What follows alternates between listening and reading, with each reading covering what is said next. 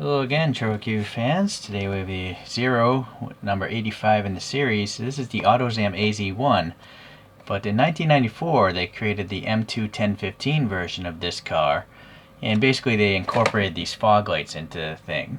And it's got a color matched bodywork in the front and rear bumpers, and the rear wing, I guess they're a little bit different. These are K-class vehicles, so 660 cc's. The thing was so popular, they made around 350 of them. So, yeah, mostly for Japan, I suppose. Anyways, here's the back of this package. I think it came in another color because this B means it's white. So there must be a letter A. And for some reason, I picked the wrong knife today. So let's go with this one. It's weird packaging. Just to have to put all this tape on it. I think they could design it in a way just to have one piece of tape. Maybe it's for anti-theft or something, I don't know. But then you just have a blister, like most anti-theft packaging. Anyways, I don't save that packaging. Unfortunately, it's going to pollute the planet and your children's livers. I wish they had short cards, like Hot Wheels or something. Just unnecessary to have such big packaging, I think. Oh, you know what? I'm going to go put those on. I don't know. It's been a while since I reviewed. They don't have any holes, right? So if you just glue it on, you're going to knock it off easily, and then you'll just have some ugly glue mark. So, yeah, just leave it alone. Alright, let's take a look here at the deformation. Yeah, it's a gull wing. Pretty cool. You know, it's a cool little car.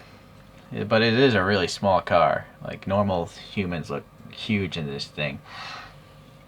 But for the tight roads of Tokyo, I suppose, or Japan, yeah. Or any tight city, really. They should sell these in Manhattan. Okay. Alright, so starting on the side, we have wheels that look like the photographs. They're specifically cast for this car. 4 lug nut details, like a matte, almost matte finished rubbery tires. They're rubber because it's a pullback toy. It needs traction. And then it's a single piece. Well, no, I take that back. It's a piece of plastic, but I think that's a separate piece.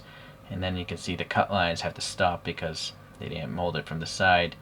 I think the bottom might be a separate piece too. Yeah, I think it. Oh, yeesh. Yeah, so that could be better. Just a blank license plate. Not a fan of that. Orange turn signals painted nice. Same with the fog lights. And then this is clear plastic, which looks really cool. That's an actual like recessed vent of some sort. This side here, we have the windows within windows like a DeLorean. This is all matte gray, it seems. Going to the back, we have nicely painted taillights and turn signals and backlights, and some grille texture. Yeah, it is white on the rear photo. And then a little silver exhaust tip with a tiny recess. Oh, it's a whole exhaust system. That's better than usual. Usually it's just a tip. Anyways, a sticker telling you where it falls in line with the series, but it just says M2 1015 and not Autozam AZ-1. The rear wing must be a separate piece, and then we have a T-top or something. Oh, well, the gull wing doors, never mind. And this, I believe, is a darkly smoked canopy. Let me get a flashlight. Yeah, see, there's a spring motor in there. Okay, so on the bottom it tells you what? It does tell you Autozam AZ-1.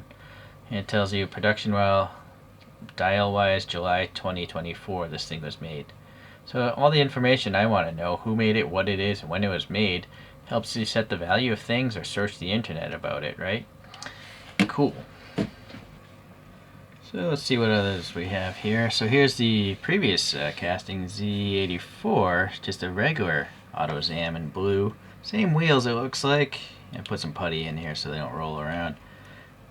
This has a dual exhaust, a different muffler system. Interesting. Same lame license plate, but this has the Autozam logo on the front, where this one does not. So that's unfortunate.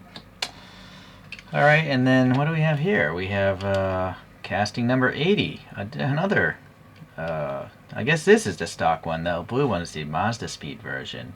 It just doesn't have the fog lights. So this again has the badge on the hood. Lame license plate, and no rear wing, and an offset vent. So same wheels, I think, but they're painted kind of black in the middle. Alright, so you can take a look at those.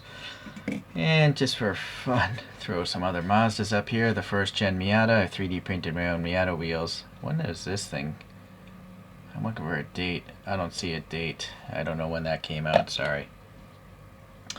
Then we have what, R360 Coupe, and I think I took these wheels from something else, or I just removed them from the axles and lowered the thing. See, this is why I like to use putty. Those things just want to zip all over the place. And just for brand differences, here's the RX-3 from Hot Wheels, Tooned, and I have some, I don't know, I think of those are different wheels, aftermarket wheels. So Tooned is even more deformed than ChoroQ, which I like. It's just that they're simply not as detailed, but they also cost probably 1/20th the amount of a ChoroQ Zero, so that's a pretty good deal comparing to the price of a ChoroQ. ChoroQs are really overpriced, but they're pretty cool. I think they might be the originators of deformed car toys, maybe? At least car toys that small.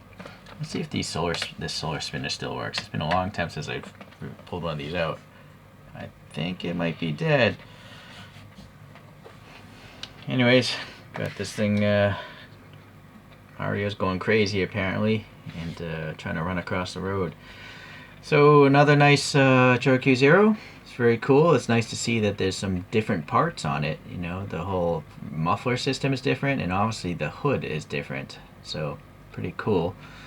I don't know if these things ever had optional wheels. It looks like all three of these Zeros of the AZ-1 have the same molded wheels. Anyhow, thanks for watching today. We'll see you the next time we do a ChoroQ.